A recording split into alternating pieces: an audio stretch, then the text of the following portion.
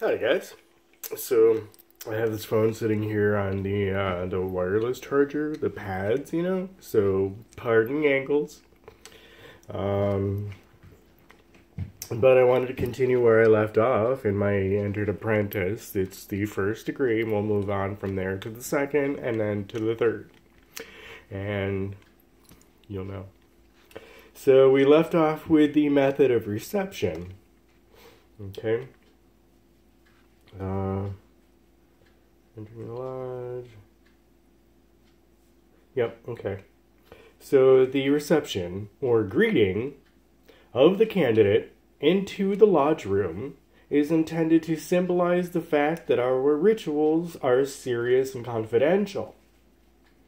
That's why we have the Tyler outside the door to guard the door, okay? And that there are consequences for violating this confidence.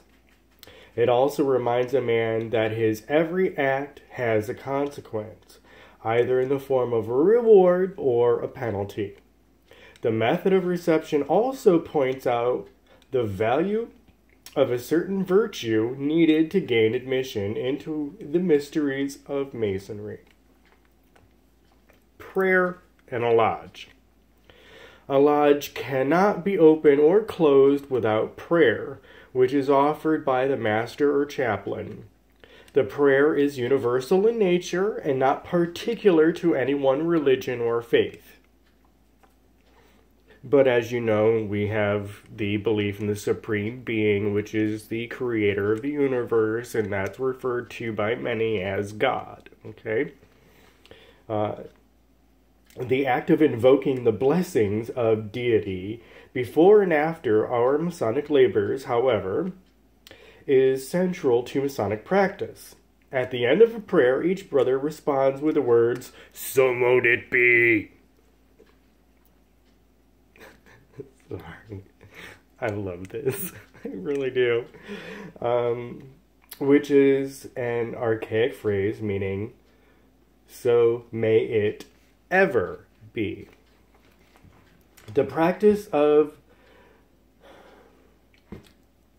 circumambulation means to walk around some central point or object.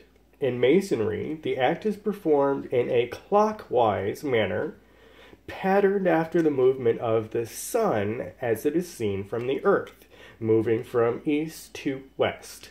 The candidate's journey around the altar also enables the assembled brethren to observe that he is properly prepared and qualified to receive the degree being worked on.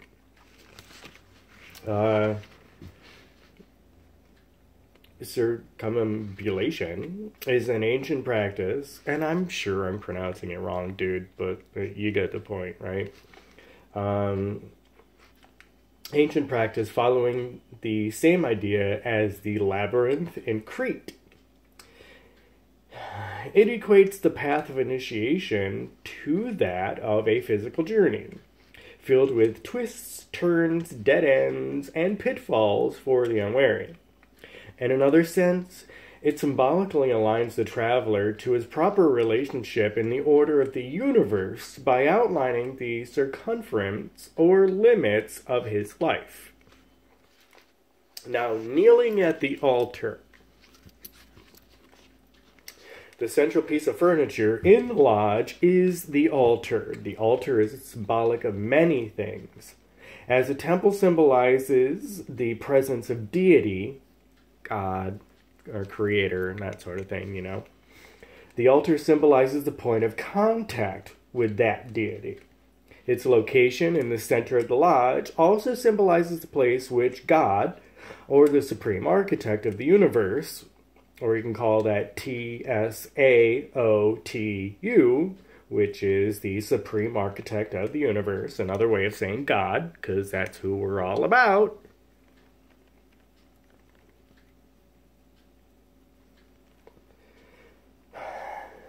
has in Masonry, and which he should likewise have in every Mason's life. The candidate approaches the altar in search of light, which is also knowledge, and assumes all his Masonic obligations there.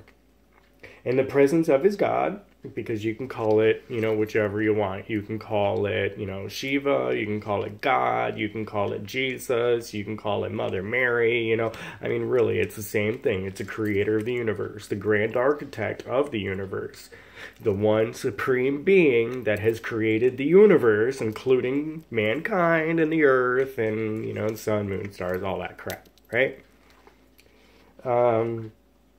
In the presence of his God and his brothers in Freemasonry, he offers himself to the service of the supreme architect of the universe and to mankind in general. That's why I keep saying, our life is dedicated to the service of mankind. The altar is the point upon which life in our Masonic lodges, with an S on the end, is focused, and it should be accorded the highest respect. The wisdom of the master is said to flow from his station in the east to the altar. Thus, one should never cross or pass between the master's station and the altar when the lodge is convinced and working. Or convened. Whoops, convinced. I don't know why I just said that. Okay, now, your Masonic obligation. Your obligation is the heart of any Masonic degree, for when it is assumed by the candidate, he has solemnly bound himself to Freemasonry and accepted certain duties and responsibilities which are his to fulfill for the rest of his life. In taking the obligation is... The taking of the obligation is visible and audible evidence of the candidate's sincerity of purpose. In addition to binding the candidate to Freemasonry and its duties, the obligation also protects the fraternity against someone revealing the modes of recognition and certain symbolic instructions and ceremonies unique to the degree being conferred. Like many other ceremonies used by our fraternity, the roots of this practice are ancient. And they really are. It goes back further than 300 years, but we just celebrated this last year here, 300 Chancho. I gave them each a can, the cat and the dog, a can of dinner, so he's trying to get every last drop off that bowl, man. Love him. Where did I leave off? Taking of vows was a common practice in all the ancient mystery schools and guilds. Many vows were exposed in very specific terms, such as promises of gifts to a deity in return for safe voyages, successful crops, fertility, healing, success in battle, and so on. Because like I said, I mean, this really does go back thousands of years. It's supposed to go to, the very beginning of mankind. That's how it is, dude. I mean, although the nature of making vows and obligations has changed somewhat in modern times, it remains a very powerful method for setting direction and commitment in one's life and the building of character. The ancient, rather terrible, and certainly bloody penalties for violating your obligation, although not now, or if they ever were enforced, have been retained in our modern California ritual to impress upon the mind of each brother how seriously a violation will be regarded by members of the fraternity. The obligations are voluntarily assumed, and every practical means possible is employed to impress the new Mason with their solemnity. And I don't think I've ever pronounced that word right, and the necessity of obeying them faithfully and keeping them from profane eyes. So, while it's saying here that, because I mean, there's been a lot of crap videos and movies and, like articles online and all that stuff, right?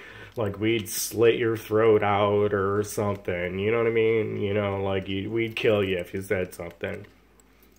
Well, it's telling you here flat out, It's a nice way of saying that no, I don't think that's ever happened. But just remember that these are very important, okay?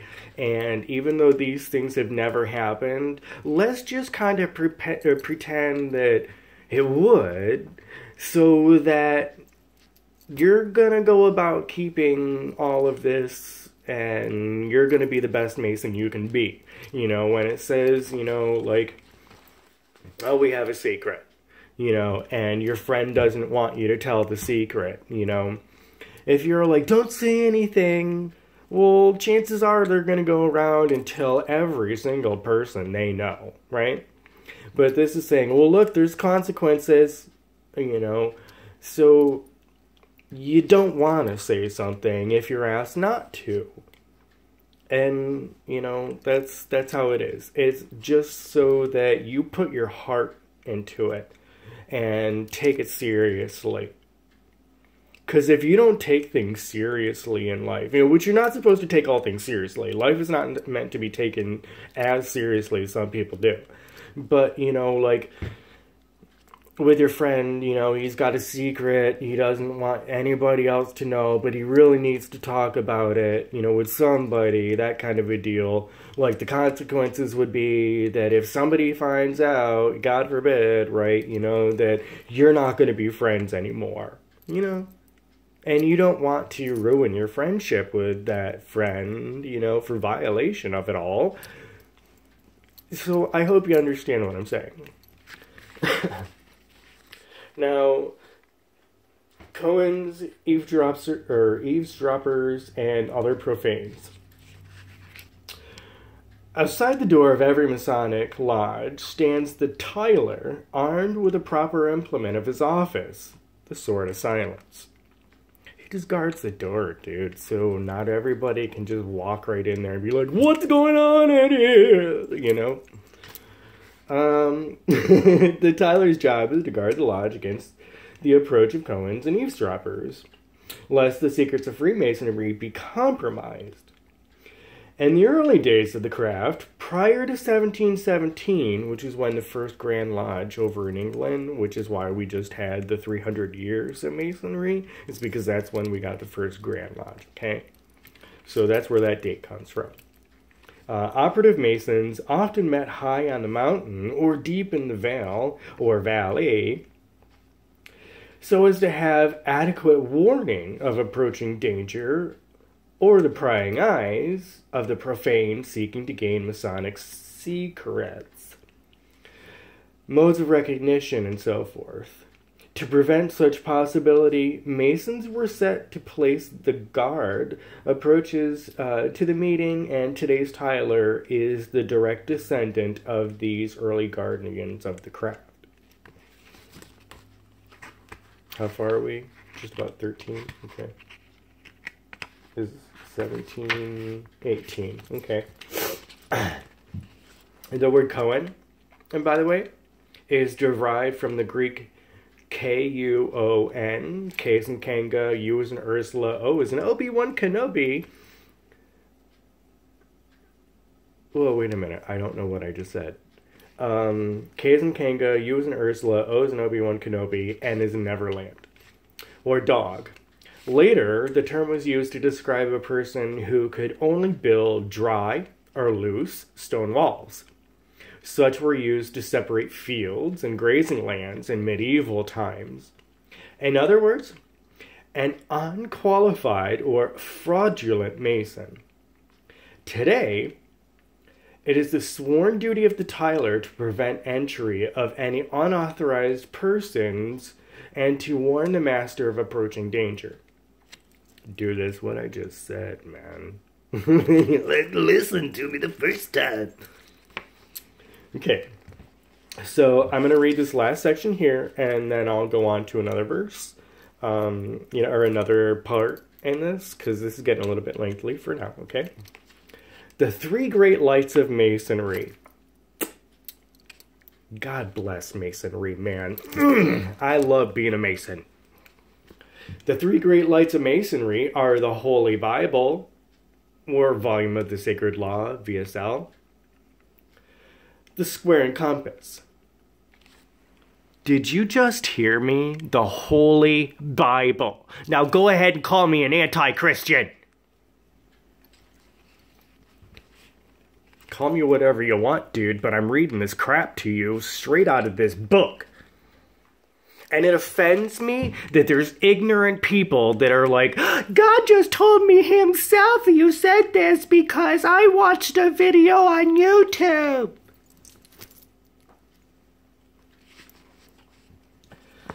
The volume of the Sacred Law, or simply the Holy Bible, is an indispensable part of the furniture of the lodge.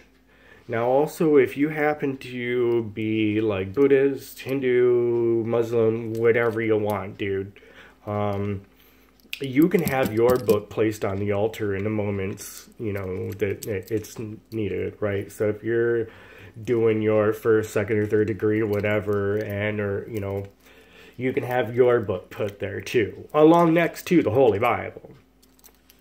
Okay? So, the Grand Lodge in the United States used the Holy Bible as the VSL, which is the volume of Sacred Law, on their altars. In our jurisdiction, which I'm a California Freemason, bless you, California, bless you, Freemason, God bless Freemasonry. A candidate may request to have his own sacred book present on the altar, along with the Holy Bible during his degree ceremonies. Dude, I just said that the first time. In some lodges in other countries, other sacred texts are placed on the altar in place of the Holy Bible, but no lodge in California may stand officially open unless the King James Bible is open upon the altar with the square and compass displayed thereon. Now, the square and the compass are two different things, each having their own meaning. You put those two together, and you have even more meaning. And then the G just represents the grand architect of the universe. It represents God, you know. And I understand from being a Mason that the G is pretty much only present for the United States. Other places just don't really use the G. But I have seen other countries online that are Masons and so on with the lodge, and they will also use the G, so I think that's pretty sweet. Now, where did I leave off? Because, dude, I mean, it really offends me. People attack me and a bunch of my brothers all the time. I'm trying not to step in and say something like, dude, are you messed up in the head, or are you just trying to look that way? Let's see. I'll just go back, okay? In some lodges in other countries, other sacred texts are placed on the altar in place of the Holy Bible, but no lodge in California may stand officially open unless the King James Version is open upon the altar with the square and compass displayed thereon. A Bible! But yet we're all anti-Christian, we're Satanists, and we're worshipping Lucifer! Yeah! Although if I could really swear right now and still have it monetized, you bet I'd be throwing a whole bunch of words at you people out there. Okay, so the Open Bible and or the VSL, it's the same thing, okay? Signifies that we should regulate our conduct accordingly. I'm sorry, I'm not even reading right. According to its teachings, because it is the rule and guide of our faith, and is a symbol of man's acknowledgement of his relation to deity, which is a nice way of saying God. Currently, there are some 14 different volumes of the Sacred Law approved by Grand Lodge upon which a Mason may take his obligation. So, I mean, like, say if it's other religious stuff, what do you want? The Bhagavad Gita? You want the Torah, the Quran, the Kabbalah? I mean, all the crap you want, dude. There you go. Run it up, buddy. Have a good time with it. Let's see. The VSL can also represent God's communication to man through scripture and revelation. The VSL, when combined with the conjoined square and compass, may also be seen as representing God's expression through the creation of heaven and earth. Oh my God, I keep talking about God and having an altar and a book, and oh my God, I must be a Satanist. Bring out the chickens. The square is a symbol of virtue, morality, truthfulness, and honesty. To act on the square is to act honestly. Okay? Do you know I've even had... Okay, pause here for a brief. Do you know I've even had people tell me on Twitter, of all places? Because, I mean, people just like to...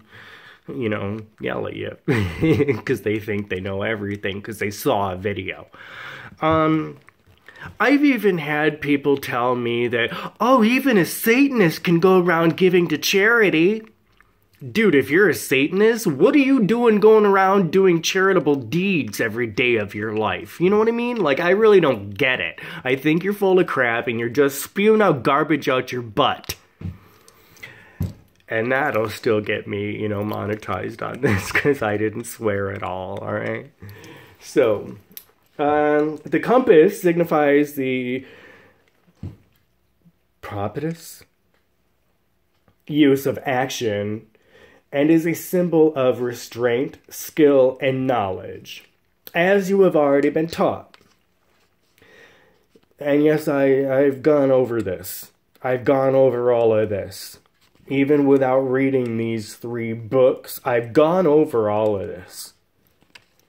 Watch my show, dude.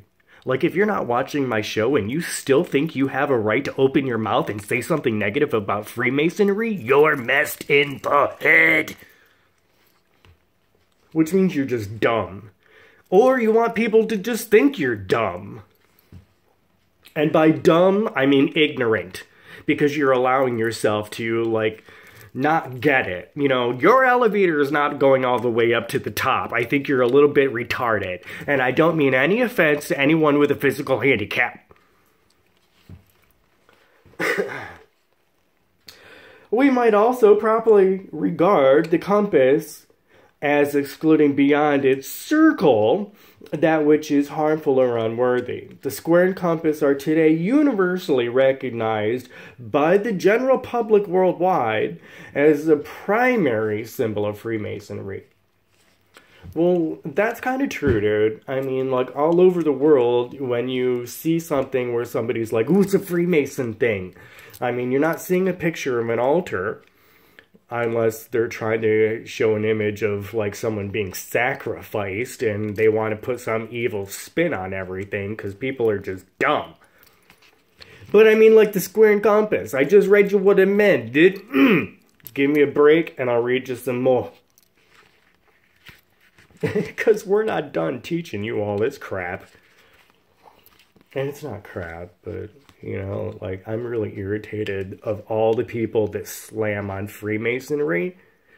I'm doing this show for a reason.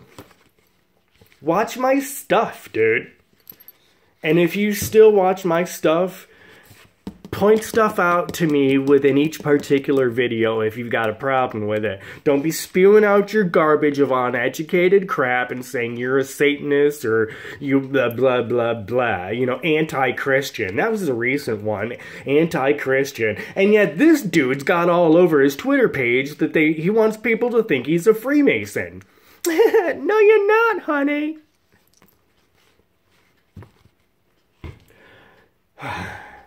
The symbolism of the square and compass is seen in many ancient carvings and artwork. Oh my God, that must be awful. And there's even a cemetery over in the UK that wants to ban the square and compass from headstones. Because I can't swear. Yeah! Okay, a stonecutter square has been taken to represent the earth, while the compass was related to the ark of heaven. Heaven? Oh, heaven forbid! Thus, their combined union is symbolic of this physical union of heaven and earth.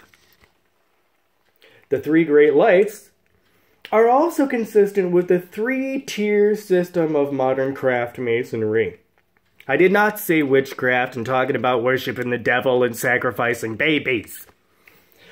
We don't do that. Like, seriously? Some of these people in their comments you're going to find all over the internet is not only why I'm doing this, but why I get irritated. Because these people are stupid. Like, I mean, hello, you can't even, like, form a thought in your head. You've got to regurgitate it. You know, which is really typically every Christian person out there that's walking the streets thumping a Bible. And they can't even comprehend the phrase, I am that I am. When you walk down the street and you see a Bible thumping area, Jesus, Jesus, Jesus. You know, I mean, you walk up to them and, you know, or by them or something, and they're like, what's your name? And you're like, I am that I am. And they're like, oh no, that's God's name. That's not your name. And they get all irritated. And it's like, dude, you're thumping the Bible, and apparently you can't even comprehend what you're reading. Okay. One way of interpreting this triple symbolism is to observe human nature as being divided into three parts.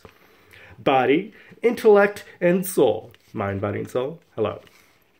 With Masonic degree for each part. In the same way, the three great lights can be viewed as the guiding principles of the three human natures. The square for the body, the compass for the intellect, and the volume of the sacred law for the soul. The Bible, the soul. You see what I mean? And being that we're already at 27, how long is this next one? Okay, this next one's pretty short, dude. I'm just going to read it real quick, okay?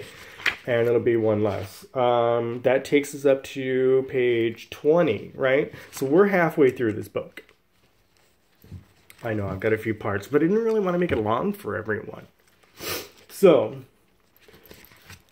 the apron. The lambskin apron. Real men wear aprons. And if you don't think I'm a real man because I've got some hair, I listen to heavy metal, you know, I've got leather on, and I've even got these boots because I have tumors in my foot. You know what I mean? It just makes it easier for me to walk. And I painted my nails, and which I haven't done in a bit. Think what you want, dude. I don't really care because I've got my own life to worry about, and I don't need to worry about yours, okay? But yeah, I just got out of the tub, dude, and I'm playing with my hair because I'm at an angle looking down and everything, okay? Presentation of the lambskin apron. I love my apron. So the next, I'll pause here.